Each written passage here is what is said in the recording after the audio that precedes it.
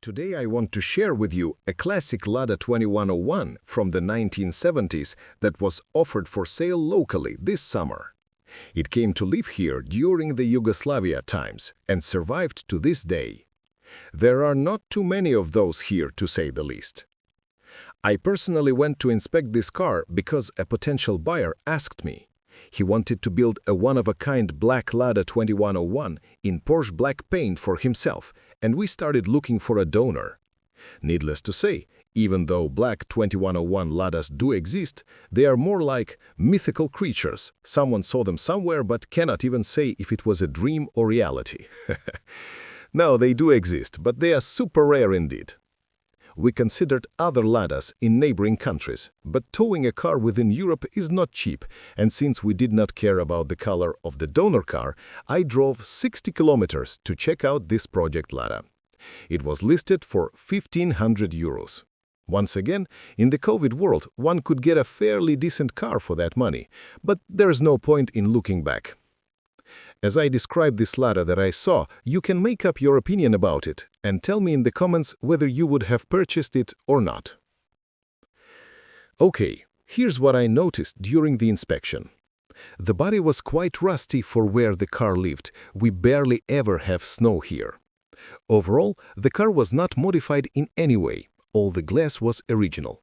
Rust was in places where I have never seen it on similar models in the past, for example on the inside of the hood latches or on the inside of the front wheel arches and fenders.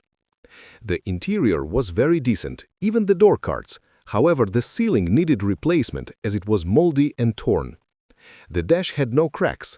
The rear wheel arches were solid, which was surprising given the condition of the front ones. The car came with a set of brand new winter tires, which was a good bonus because in the modern world, finding R13 Lada-size tires is not the easiest task.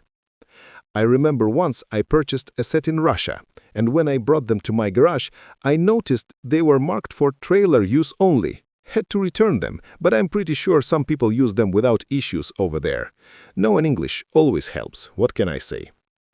The trunk floor of this Lada was in good condition. Only the spare tire pocket was rusty, which is a common problem on classic Ladas. The rocker panels needed replacement, but the front fenders still might have been saved.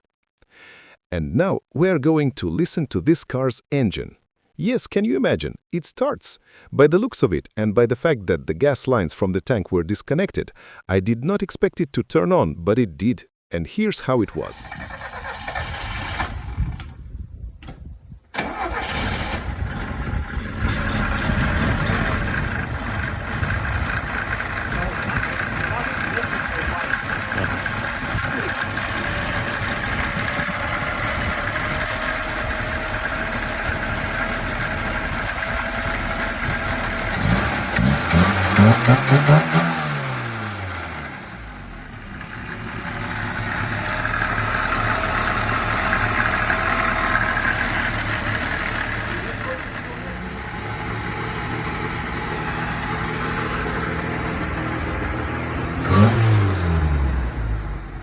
The car came with some parts. It had almost everything that was missing, including the famous early Lada 2101 rubber reservoir for the windshield washer fluid, the chrome ring for the steering wheel, and the rear optics. It also had some new spare parts, as you can see, new rocker panels, brake discs, springs, and even though it was not everything needed to make it roadworthy again, it would have provided a good start. We passed on this one, but let me know, would you consider it?